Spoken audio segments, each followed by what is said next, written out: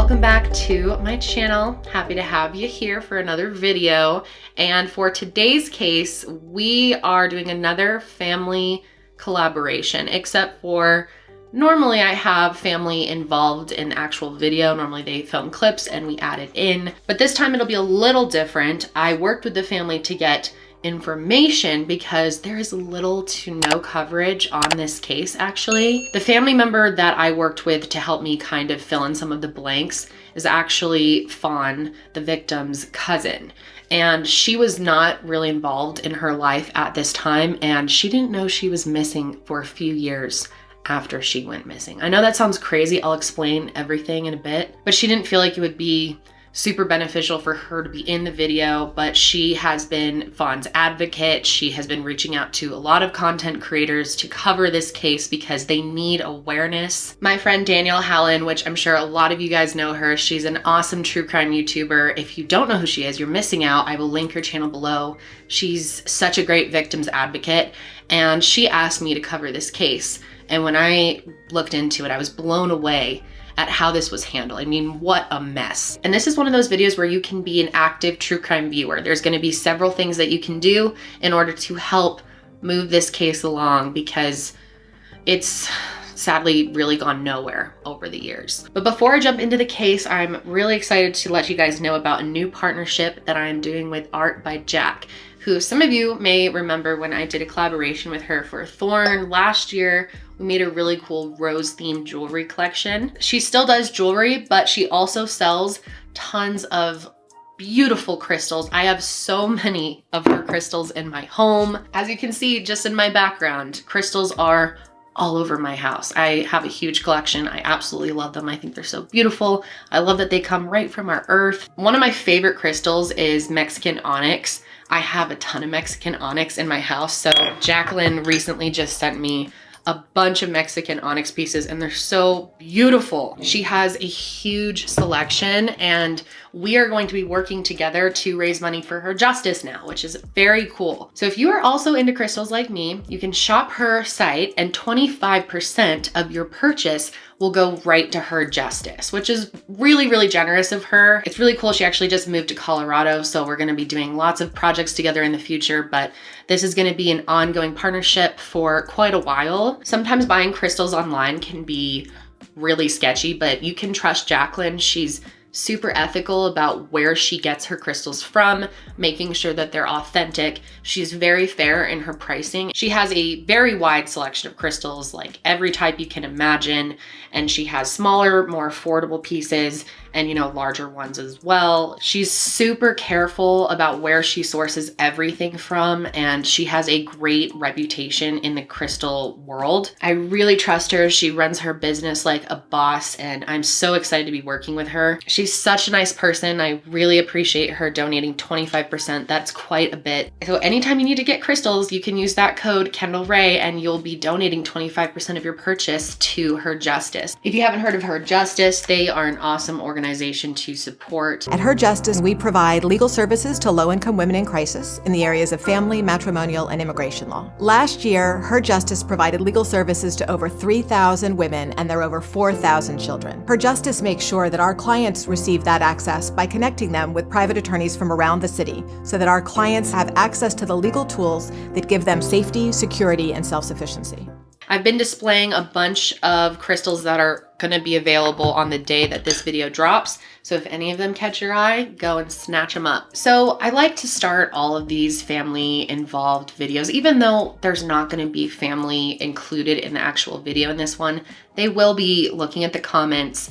And this goes for all my videos, of course, but I like to really make a point of this on videos where I know the family is excited about this going up, they're looking for support, and they're gonna be reading that comment section. So just a quick reminder that not everything that you think needs to come out of your mouth or typed into the YouTube comments. It's really not helpful. There's always people with opinions on the victim, on their family members, what should have been done differently, judgment, speculation, and it's just really disrespectful and hurtful to the families. I've had several people who have come on my channel who have been hurt by this comment section, and every time it happens, it really breaks my heart because in a way I feel responsible. You know, I'm bringing them onto my channel. I want this to be a safe place. And, you know, 95% of you, I'd say more like 98, are wonderful and are supportive and take the time to go follow these families on social media and send them well wishes and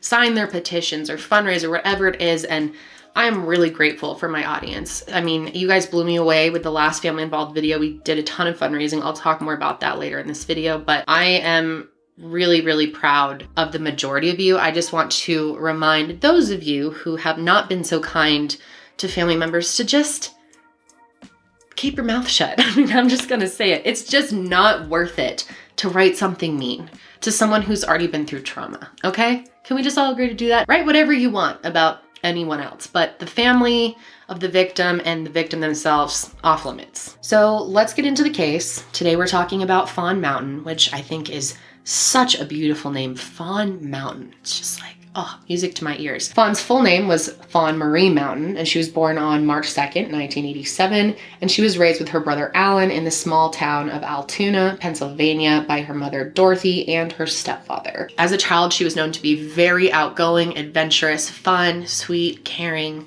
really good kid. Fawn was an outgoing girl.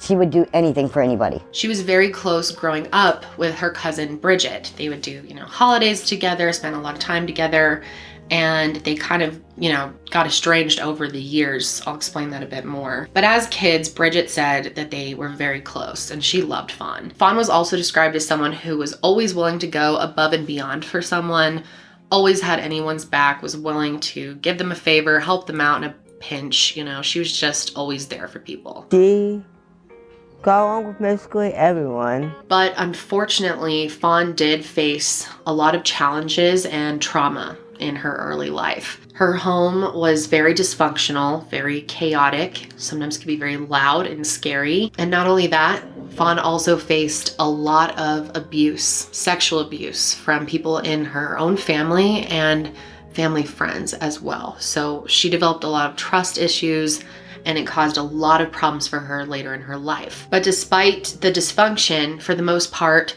Fawn seemed to be a happy person. Her friends in school never really knew how bad things were for her growing up because she just was such a fun and happy-go-lucky person. She was involved in her school. She loved art and she loved pizza. She also played basketball and kickball, and she enjoyed swimming, riding her bike, and shopping at the mall as well. Fawn also gave out a very warm vibe. People felt comfortable with her. They felt like they could open up to her. She had gorgeous auburn curls, thick hair, blue eyes, and she was a very loyal person to her friends and family. And if someone ever hurt one of her friends and family, she would go crazy on them. She definitely had that side to her where she could be a spitfire. So like I said, Bridget and her were close growing up, and Bridget said that they were honestly more like sisters than cousins, even though Bridget was a little older than Fawn. Bridget ended up having a baby at 16 years old, and she was pretty scared, but Fawn was there for her through the whole process.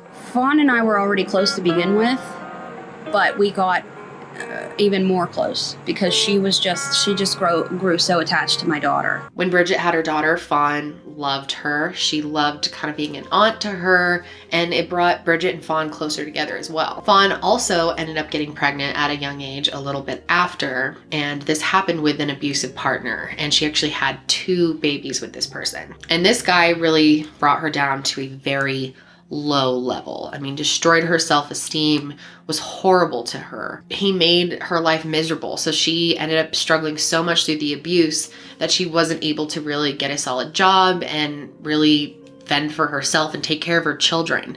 So eventually she lost custody of both kids. Fawn was devastated, and she, unfortunately, like many children of abuse, coped with all of the trauma that she had been through in her life and the pain from now losing her kids on top of it by turning to alcohol and drugs. And this led to a series of abusive relationships. Fawn seemed to always end up with someone who would mistreat her or take advantage of her in some way. Eventually, Fawn got pregnant again with another abusive partner. This time it was a baby girl, and unfortunately she was stillborn. Her name was Kaden, and she was absolutely crushed by the loss of her daughter. Fawn ended up having Kayden cremated, and her ashes became one of the most important possessions that she had. She also got a tattoo on her back to represent her daughter that said R.I.P. Kayden with angel wings. So later on in 2009, Fawn ended up meeting this woman named Heather Dybert at a local spot in Altoona called The Island. And she really liked Heather, and this would end up being her first relationship with a woman, so she was really excited to experience something new. They had a very strong connection, and their relationship moved really fast. So fast that Fawn very quickly ended up moving in with Heather. Her mom, Dorothy, was pretty worried about her moving in with Heather. You know, she's an adult, she can do whatever she wants. But she did say that there was something that was making her feel uneasy, that she just felt like Fawn seemed different. Also, I just want to say, so many of you have been pointing out that Bernie pants and you've been worried about him. Nothing's wrong with him, I promise you. Bernie has very bad anxiety, and panting is like his way of coping with it. I think he yawns and pants all the time. Like, trust me, he's not hot. Our house is always freezing because Josh is a polar bear. He's not sick or anything. He's been doing this since he was a puppy, and he's been to the vet many a times. Trust me, way too many times. This guy has convinced me to take him to the emergency room for absolutely nothing like 4 or 5 times. So trust me, nothing's wrong with him. I don't know why you pant. Why do you pant, dude? Bernie, why do you pant? But anyway, Fawn said something really strange when she told her mom she was going to move away. She said that she was never going to come back to Altoona for some reason, which is strange because the cities are only 20 miles away. She said to me, Mom, she said, can we go for a walk? And I was like, okay, we'll go for a walk. So we went for a walk, and she said, Mom, I said, what? She said, Heather wants me to move to Claysburg with her. I'm afraid if I go with Heather to Claysburg to live, she said, I'm never coming back to Altoona. Which she was right, she never came back. So the two of them ended up living in several apartments together before they decided to settle in a trailer park in Claysburg, which is about 25 minutes from Altoona. So they moved into this trailer, and Heather's brother Mike also lived in the trailer next door with his girlfriend Stephanie. And then Heather's parents also lived nearby in an area called East Freedom, and their names are Mike Sr. and Lois. And they owned a butcher shop that was attached to their house.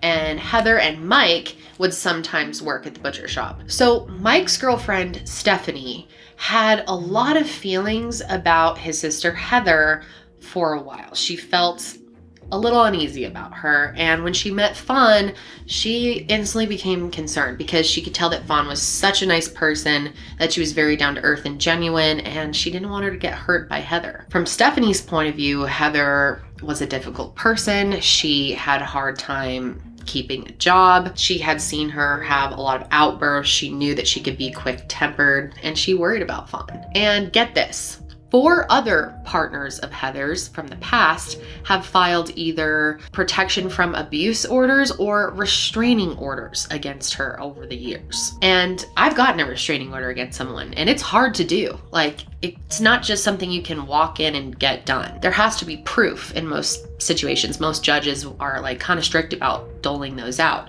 So if 4 people were able to get restraining orders or protection from abuse orders, you know that a lot of shit has gone down with Heather in her past relationships, right? And as soon as Fawn moved in with Heather, she became totally possessive and controlling of her every move. She literally would never let her out of her sight. She would bring her to work with her sometimes and leave her in the car, locked.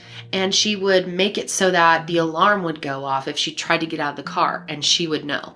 So Fawn would just have to sit in the car and wait while Heather was at work because Heather didn't trust her at all. This also prevented Fawn from trying to get a job. She was stuck in another abusive relationship. And I know there are so many people out there who don't understand abusive relationships and think, why didn't she just leave? Why does she keep getting into these situations? Is it her fault that she ends up with these types of people? And you just can't understand unless you have been around someone who has been through an abusive relationship or you have been through one yourself, how hard it can be to break free from that and just what it does to you mentally after being beaten down by abusive words and violence and sexual harassment from her childhood for years, you know? That really starts to affect your self-esteem. And the rare times that she would let Fawn actually stay home alone, she would padlock the doors so she couldn't leave. And she didn't even trust Fawn to answer the phone. She would have all the incoming phone calls to the house forwarded to her cell phone. And Fawn herself wasn't even allowed to have a cell phone. Heather wouldn't let her have one. She spent most of her time in the trailer or in Heather's car, locked in there alone. And she was really losing contact with the outside world and becoming depressed. She became isolated from most people, really pulled back and was completely under Heather's control. And it's one of those relationships where Heather was the one who she depended on. She didn't have anywhere else to go. She didn't have any money. So she had to rely on Heather. So it was a very unfair dynamic. But since Fawn had been through so many abusive relationships, this was kind of what she was used to. And in a lot of ways, she thought that Heather cared about her. And that's why she was so on her case. She was protective of her because she didn't want anything to happen to her. Many people who have been in abusive relationships are susceptible to falling under the control of another abusive relationship. She didn't see it as controlling. She saw it as she cares about me. She wants to protect me. And at first it was just the control and some verbal abuse, but eventually things turned physical. One day, Fawn was visiting with her mother, Dorothy, and she was wearing a sweatshirt and was using the hood clearly to try to hide something around her neck, and asked her to take it off. And when she did, there were marks, and Fawn admitted that Heather had choked her. She comes down with this long hoodie on, and the hood was up over her head, and I'm like, can you please take that hood off? So she winds up and she takes her hood down real slow, and then she went like this. And I said, what the? And she said, Heather choked me out. And I was like, what do you mean Heather choked you out? She said, Heather come home from the bar one night, was drunker than a skunk. She said she wound up, covered my hands, covered my feet, turned around, sat on me and took a rope to my neck. She had rope marks coming clear around her neck. And this actually wasn't the first time that Heather had hurt Fawn. There had been a few times that she had to go to the hospital, and this wouldn't be the last time either. She did it many times. Fawn made several trips to the emergency room while she was with Heather, but she was stuck. She couldn't leave. She had no way to take care of herself. I mean, she didn't even have a phone. Heather had her so locked down from a social life, anything that just makes someone's life normal. She was taking all of that away from her, stripping who she was. And after so many times of Fawn going into the emergency room with these clear abuse injuries, they started asking her if she was safe at home and if there was any abuse going on in her household. And Heather did not like that. So she started taking her to a different hospital. She went to the emergency room so many times, she started going to different hospitals because they were asking her too many questions. Eventually things got so bad that Fawn knew she couldn't stay with Heather, and several times she tried to run away. Fawn would literally have to escape from the trailer. She'd have to sneak out when Heather wasn't looking and run over to Mike's trailer where Stephanie was, because Stephanie really was there for her and was concerned about her. She knew how Heather was. When she would manage to sneak away, she would ask to call a friend to come pick her up, or she would ask for a ride over to her mom's house in Altoona. Now, Fawn and her mother Dorothy had a very strained relationship at times. They were a lot alike and they truly did care for each other, but that didn't mean they didn't have their fair share of arguments and dysfunction. Every time Dorothy would express concern for Fawn and her relationships, Fawn would want to change the subject. She definitely didn't like talking about that stuff with Dorothy. And Dorothy loves her children. She really cares for Fawn, and she had that mother's intuition that Fawn was in trouble, that something really bad could happen, but she didn't really know how to do anything about it because Dorothy does have some cognitive deficiencies that make it difficult for her to see the entire picture. Even though she knew that Fawn was probably in trouble, she didn't know how to go about helping her. And I don't want to get too much into that because that's Dorothy's private information, but I think it's important that you guys understand that she does have some cognitive deficiencies. Now, just like Fawn, Dorothy didn't work much, and she also didn't drive. Fawn didn't drive either. So they were both completely dependent on other people to take care of them for the most part. So one time when Fawn escaped the trailer and went back home to her mom, Dorothy was hoping that she would stay for good this time. But Heather wasn't the type to just let Fawn leave. She had to go track her down. She would figure out where she was at, whether it was her friend's house or her mom's house, track her down and bring her home. So one day in February of 2011, things were really bad and Fawn was desperate to get away from Heather. So Heather brought her to work with her and left her in her car with the door locked and the alarm on. But Fawn decided that she was just going to take the chance and open that car door even if the alarm went off and run as fast as she could. So she did. She opened the car, alarm went off, she takes off running and she finds a phone, calls her friend Jackie to pick her up. And Jackie was gonna bring her to her mom's house, but first she was gonna drop her off at the trailer so she could get a few things and then they would continue on to her mom's house. The reason that she wanted to go back to Heather's trailer is because her daughter's ashes were there and she wanted to get them because in the past when she had run away, Heather had threatened to dump them out. That is the most evil shit. So she knew she had to go back.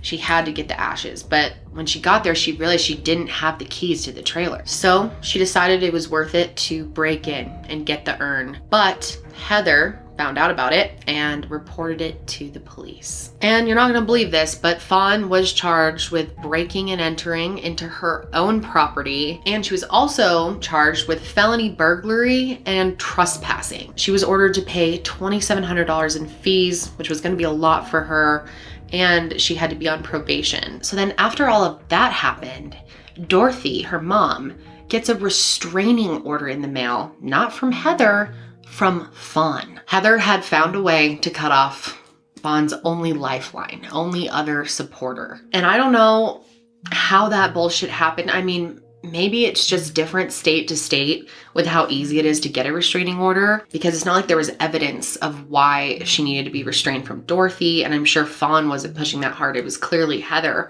Heather had figured out how to cut out her only lifeline. And now Heather was really locking Fawn down. She wasn't even allowed to leave the trailer without her permission. She wasn't allowed to have anyone there, do anything without Heather's permission. And she still didn't even have a cell phone. Stephanie, her neighbor, tried everything that she could to help Fawn. She knew she was in a horrible situation. Luckily, their trailers were close enough together that they could open the window and talk to each other that way. So she was a huge supporter in her life. And after not being able to talk to her mom, she was really all she had left. But she wasn't even allowed to be talking to Stephanie. She had to do this secretly behind Heather's back. That's how strict Heather was on her. And during these secret conversations, Fawn said several times to Stephanie how badly she wanted to get away from Heather, but she didn't know how. She didn't have anything, and she felt so controlled. She was really stuck in that cycle of abuse where she felt like she couldn't break free. At this point, it had been a while had gone by. It had been so long since she had talked to really any of her friends or family.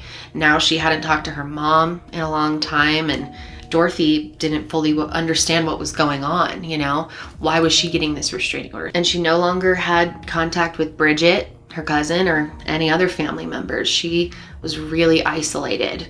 And that's exactly what Heather wanted. And it turns out that the reason Stephanie was so concerned for Fawn was not only because she knew how horrible Heather could be, but her brother Mike, who Stephanie was with, was also very abusive to her. It seemed to just run in the family. And even Heather's parents were helping her keep watch on Fawn. One day, her mother, Heather's mother, drove past their trailer and saw Fawn talking to Stephanie through the windows and told Heather. So she boarded up the fucking windows. But even with the windows boarded, several neighbors could hear their fights outside of the windows. There were very chaotic, violent, loud fights happening in the trailer all the time. Some people called the police, and the police were sent there more times than they can even count. And one time, several witnesses, including Stephanie, saw Heather choke Fawn so hard and for so long that she became unconscious. One time, Fawn got up the courage to try to run away again, but Heather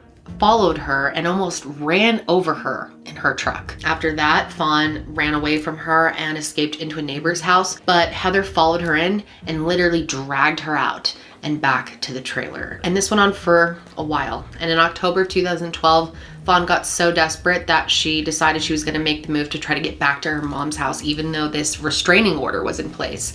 But when she got there, Heather found out, and she contacted police, who arrested Fawn's mother, Dorothy, because the restraining order was violated. And poor Dorothy had to spend 2 days in jail because of that. But despite the restraining order and spending time in jail, Dorothy was even more worried about her daughter now than ever. So she continued to call the police and try to get welfare checks on her as often as she could because she never heard from her. My gut instinct said, there's something wrong. Call City Hall. Turned around, wound up, and they made the statement, Miss Mountain, we already checked. Your daughter's fine. They made contact with her, and it has been documented in their reports that they did physically see her at her last known address at that point. The last documented welfare check on Fawn Mountain was in November of 2012. Later that month, when Thanksgiving rolled around, Fawn spent Thanksgiving with Heather's family, of course. Over the holiday weekend, Heather's parents had to clean up their butcher's shop and get it ready for hunting season, which started the following Monday. And over the weekend, that Sunday, Fawn, Heather, and Mike as well, her brother, all went over to the house to help clean the butcher shop. They washed down the shop with bleach, sterilized everything, which is an important part of owning a butcher shop, obviously. When they were finished, Mike Sr. passed out beers to everyone as kind of a payment for helping out. And Heather didn't like for Fawn to drink, so she was very upset that they had given her a beer as well. But she didn't want to freak out in front of her family, so Fawn was able to drink and she was having a good time. In fact, she was almost off probation. She had paid off a lot of her fines, so she was feeling really good and enjoying her night. After everyone finished up their beers, they said goodnight to Heather and Mike's parents, and then they all went back to their trailers. When they first pulled up to the trailers, Heather got out of the car and helped Mike unload something from his car and put it in his house, and Stephanie and Fawn waited in the car. They were just casually chatting, and Fawn mentioned to Stephanie that she was planning on having a relaxing night, watching some scary movies, and heading to bed at some point. When Heather and Mike came back from the car, Mike and Stephanie went into their trailer, and Heather and Fawn went into theirs. But sadly, this would be the last time that Stephanie would see Fawn. So that Monday, November 26th, Lois and Mike Sr., their parents, came to pick up Mike and Stephanie to bring them back to the butcher shop to help out some more. And when they got there, Heather was outside smoking a cigarette. While they were waiting for Mike and Stephanie to come out of their trailer, they talked with Heather for a little bit. And when Stephanie and Mike came out, they thought this was odd. They weren't used to seeing Heather without Fawn. I mean, she literally brought Fawn everywhere with her. She thought it was weird that she had just left her in the trailer. So Stephanie walked up to Heather and asked her where Fawn was. And that's when Heather told her that she had gotten up to go to the bathroom at 3:30 in the morning and Fawn wasn't there. She said she looked all over for her, couldn't find her, and she was gone. But she didn't seem to be freaking out in any way. I didn't even know Fawn was missing or anything. I just thought it was odd that she wasn't out there too, because usually Heather didn't leave her out of her sight. And I said, where's Fawn at? And she said, well, I got up at 3 o'clock in the morning to go to the bathroom. She's gone. And then Mike leaned over to Stephanie and whispered, as a joke, I bet Heather killed her. Stephanie knew that he was just joking around, but as soon as he said it, she felt a pain in her heart.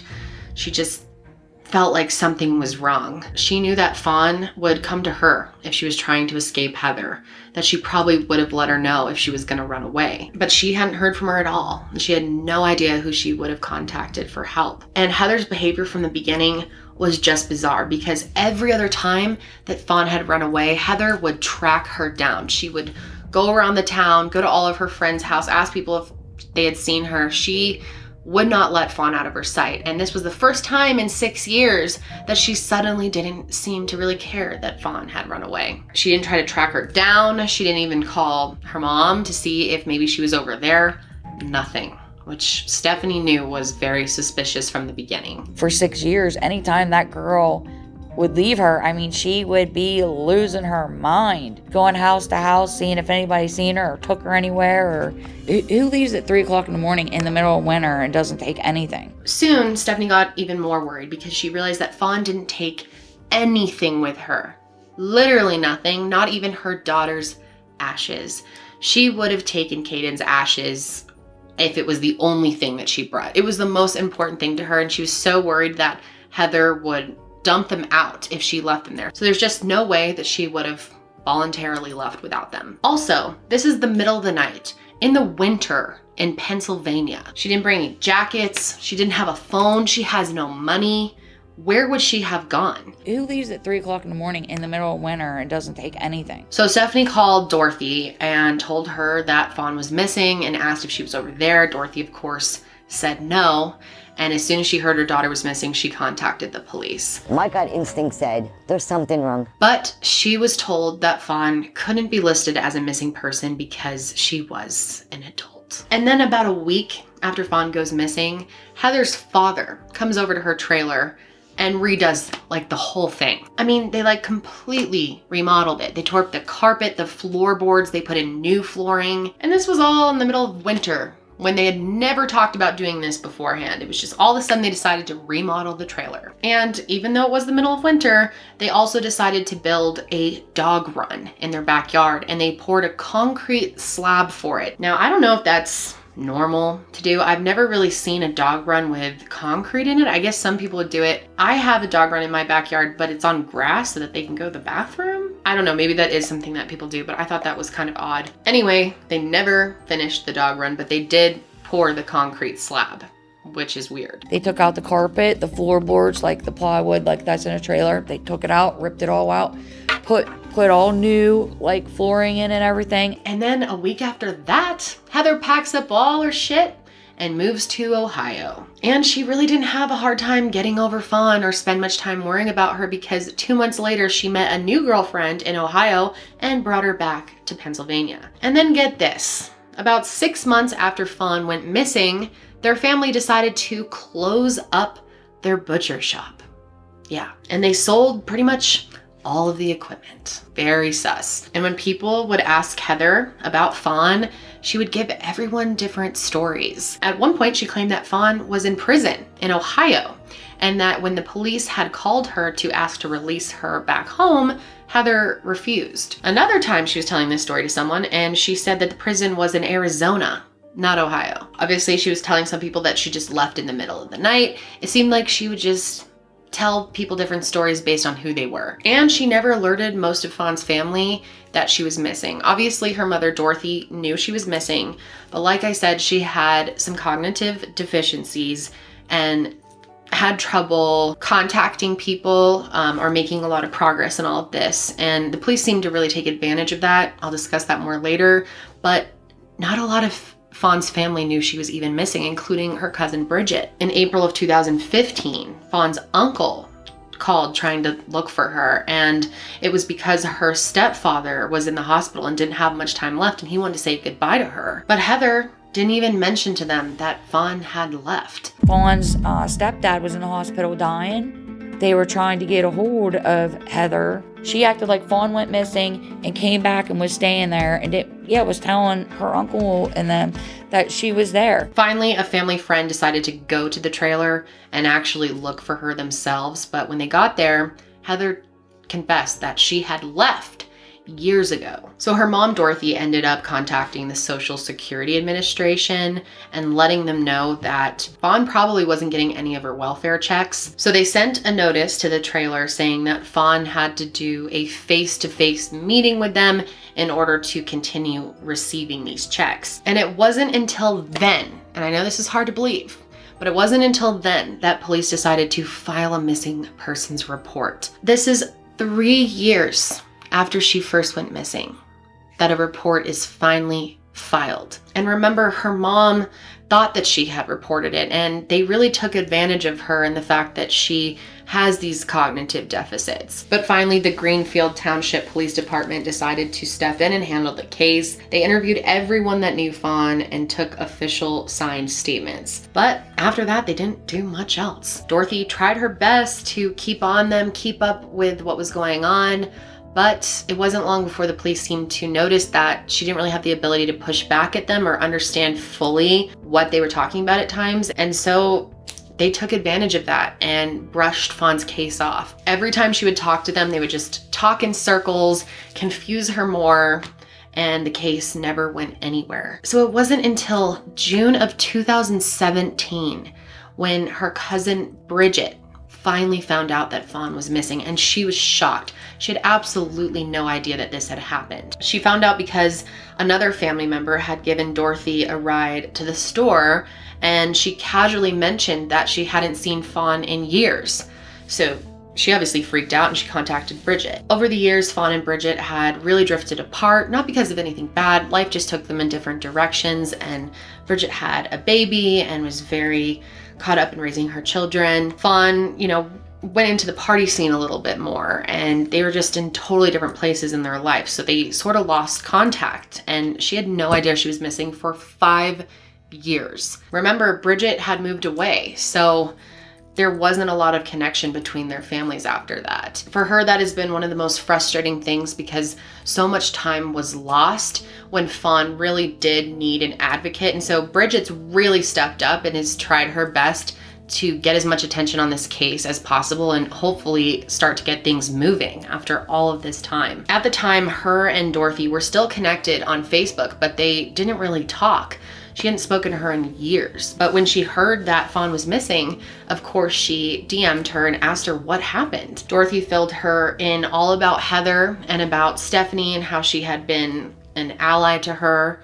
So Bridget decided to contact Stephanie. Stephanie was super happy to hear from Bridget. She had been worried about Fawn throughout all of these years. So she immediately replied to Bridget and gave her number and said, "Call me as soon as you can." When I talked to Bridget on the phone, she told me about that call and how Stephanie is just still heartbroken over what happened and worries so much about Fawn to this day and what could have happened to her. She wants to see justice for her, and she just knew something bad happened in that trailer. So she started telling Bridget everything that she knew. The two of them talked for hours, and Stephanie told Bridget everything that she knew. But of course, it had been 5 years. A little bit of it was foggy, but it didn't take long for Bridget to realize just how bad things had been for Fawn in her last few years. So Stephanie started to help her get names of people who might know information, and Bridget started just contacting people and trying to put together her own investigation. Every person told her that they already gave reports and everything that they knew to the police, but all that information was somehow gone. That's right, records just magically gone somehow. Bridget also realized that the initial investigation into Fawn's disappearance was pretty terrible. There were so many possible leads, so many loose ends, things that didn't make sense that they just did not bother to follow up on. Greenfield Township dropped the ball big time. This could have been investigated way further and more in depth. So Bridget decided to contact the police herself and talk to somebody. And that's when they told her that the officer who was on the case had left years ago, and no one was ever reassigned to Fawn Mountain's case. And not only that, they found out later that this police officer had actually been fired, along with the police chief. So that shows you what kind of department they're dealing with here. They told her that they would get back to her when they figured out what was going on and how they were gonna move forward the case, and she waited, but no one ever did. She called again and demanded answers and really started pushing back at them, and that's when they finally just said, no one's on our case, and we're not gonna put anyone on our case. Also, all of the original files, even signed witness statements, were just gone. No one knew where they were. It was such a shit show of an investigation. It's just sad hearing about things like this. I got in touch with the Greenfield Township Police to find out what has been done thus far. And by that point, nothing. So obviously, since Heather had mentioned something about Fawn going to jail, Bridget decided it'd be good to contact different jails and see if she had ever been there. They checked all the systems and databases, and there was no record of Fawn staying in any of the prisons that Heather had mentioned. I did a lot of my own legwork and phone calls and meeting with people and finding out what they knew.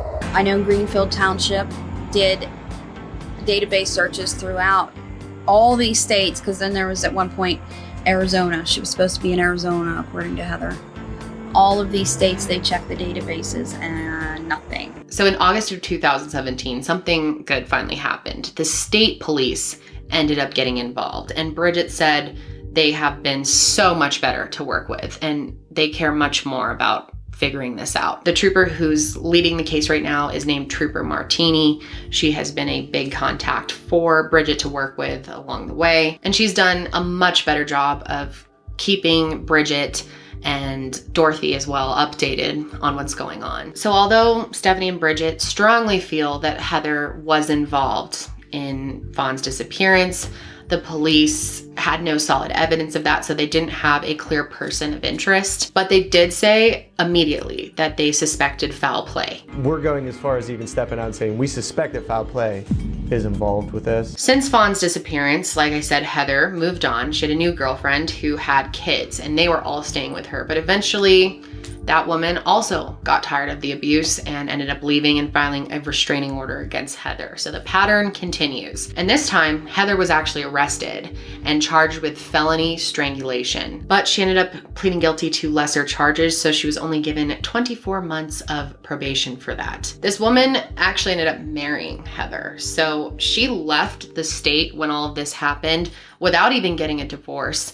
And as far as anyone knows, her and her kids are still in therapy, trying to cope from all the trauma they experienced while living with Heather. Then in fall of 2017, Heather is evicted from their trailer. And according to a witness, Heather completely stripped the trailer before leaving. She pulled out wires, light fixtures, anything she could. But whoever this witness was that saw her doing this wants to remain anonymous because they are also afraid of Heather. Once Heather was gone, the police were able to search the property. They brought in cadaver dogs and they excavated the concrete slab that was in the backyard, thinking they might find remains. But unfortunately, nothing was found. Bridget was very hopeful that maybe Fawn would be there and they could finally put an end to all this, but that was a big disappointment for them. And then after all this, the trailer ended up being torched. And there were a lot of rumors that Heather did it for obvious reasons, but it was actually the choice of the trailer owner because it was left in such bad condition. So I guess this is a common practice to just burn ones that are beyond fixing. So eventually Bridget decided to try and contact media stations and get some awareness on Fawn's case. She and other family members did several interviews and there were a few news stories, but it wasn't enough. And unfortunately, cases like this often attract some of the worst people out there that just want to take advantage of victims. And Dorothy was a good person for some people to take advantage of. You know, she was a mother who also was easily manipulated just by nature, but was also desperate to find her daughter. So this YouTuber, Nebula's Diary, claimed that she contacted Fawn's spirit using a ghost radio and other paranormal tools. And I see this all the time. It is so wrong, especially without permission from the family, people that are making it as content for others to view. I mean, it's just, there's a line and that's crossing it. Her mother got hopeful and thought that she was really making contact with Fawn. And she told her a terrible story of what she said Fawn was telling her happened through these devices. She told her that Heather murdered her, used her butcher skills to chop her up, put some of her remains in concrete, and then put the rest in meat and sold it. Not only that, this YouTuber told Dorothy that she knew that the police knew exactly what happened to Fawn and that they were just keeping it secret from her. And poor Dorothy believed her. Dorothy ended up calling Bridget nearly hysterical, thinking that this really could have happened. So Bridget told me that she started freaking out too. Like, at first, her rational side told her, you know, it's probably not. But then she started trying to contact Trooper Martini and see if there was anything like this going on. And Trooper Martini was actually out of town and wasn't answering the phone. So Bridget herself started to get worried that maybe this was true. But when she came home, she assured Bridget that she would be the first one to know. Their family would be the first to know if they knew anything close to what happened to Fawn. And they truly didn't. Many psychics contacted Dorothy and they were all telling her different things. So it got so bad to the point where Bridget had to step in and block a lot of them from being able to contact Dorothy and monitor who was talking to her because it was affecting Dorothy so much. I mean, it's just terrible that there's people like that who will take advantage of a family. And they have asked this YouTuber, Nebula's Diary, to take down the videos about Fawn, but she refuses. So it just pisses me off so much. So in June of 2018, Bridget felt like they really needed to build a support group. So she started a Facebook page. It's called Bring Fawn Marie Home. And over the years, she's been trying to raise awareness about Fawn's case. And Bridget and her other friends have also posted thousands of missing persons flyers. They've even designed t-shirts and sold them to help raise money for things like billboards. And this year, in February of 2021, the Facebook page grew from only a couple hundred followers to over 7,000. And Bridget has no idea how that happened, but they're super thankful to have the support that they do. So I'm gonna ask you guys right now to head on over there if you have a Facebook account and just join the page, send some words of support. It means a lot. Trust me. Also this May, Bridget held a candlelight vigil and nearly 100 people came to it, and it was covered by the local news. Gather everybody that wants answers and wants justice and wants to know what happened to Fawn all in one place and pray for that. She's an army behind her now, and yes, we're not going to stop till we get some answers. Yeah. Wow. Keely, wow. Yeah, ours is just going to end up burning the wood down. So in cases like this, where there are not a lot of leads and they're desperate for awareness, one of the best ways to get awareness, especially in that community, are billboards. And billboards can be really expensive. They were able to raise some funds through the Facebook page to get some billboards. And right now the billboards are up, but Bridget was explaining to me that they're not currently paying for them, but the company has been nice enough to keep them up as long as another customer doesn't come along and want to buy the space. So that's what she's worried about right now, is she doesn't have the funds to continue keeping the billboards up. So it would be awesome if you guys want to donate even $1, $5, whatever you can, and help her keep these billboards up, because it could be crucial to the case. In my last family collaboration on Alicia Navarro, you guys really stepped up. You donated thousands of dollars via the GoFundMe, and I also donated all of the ad revenue from the video, which was, I put a lot of extra ads on this, so it isn't normal, but it was $15,000. And I'm really grateful for everyone that like sat through all the ads, watched the video multiple times to get the ad revenue up higher. So she's gonna be able to do a lot with nearly $20,000 that we raised from that video. So thank you to everyone who has donated. If you are able to for this case, I wanna do the same thing for Fawn. If this video is monetized, and I hope it is, please YouTube, please. I will be donating all the ad revenue to Fawn's family, of course, for billboards and whatever else they need. Who knows what tools they might need in the future. And you can really make a difference, because it only costs about $500 per month to keep these billboards up. So every dollar counts. Bridget has also been using a lot of her own money to keep the billboards going, but she can't continue to afford that. She did tell me that she feels hopeful.